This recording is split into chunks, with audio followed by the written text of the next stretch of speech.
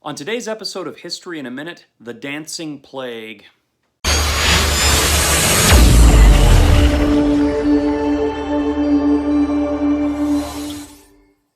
Hey everybody, I'm Mr. Philip Campbell with Homeschool Connections History in a Minute. I am your bearded, nerdy history guru. The human race has certainly seen its share of pandemics: cholera, the bubonic plague, typhoid, and of course, coronavirus.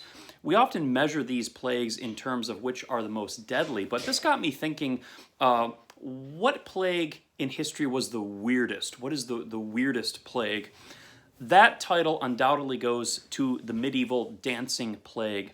The dancing plague was a condition that afflicted Europe from the 7th century until about the Renaissance. Victims would dance and twitch and flail their arms uncontrollably for days sometimes until they fell down from exhaustion, suffered heart attacks, strokes, and eventually died. And it was apparently very infectious. History is replete with examples of the dancing plague. In 1278, 200 infected dancers thronged a bridge over the River Meuse in Germany, causing the bridge to collapse.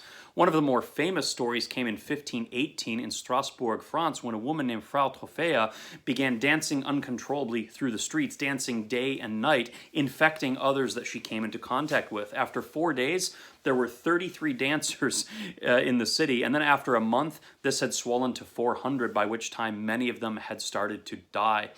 Cities were at a loss as to what to do about this pandemic. They tried to open up large meeting spaces and put people into halls to contain it. Sometimes they even hired musicians to play for them, thinking that this would help. Eventually, the dancing plague seemed to have died out going into the early modern period, but there have been more modern recurrences of something similar. There was 6 occurrences of the dancing plague in Singapore between 1972 and 1978 in a factory. And as recently as 2011 in upstate New York, in a junior high school, there was reportedly an outbreak of something like this, although in that situation it turned out to be psychological. So nobody really knows what caused the dancing plague, but definitely one of history's weirdest pandemics. So I hope you enjoyed that. If you like this sort of content, please subscribe to this channel, and always remember, history is awesome.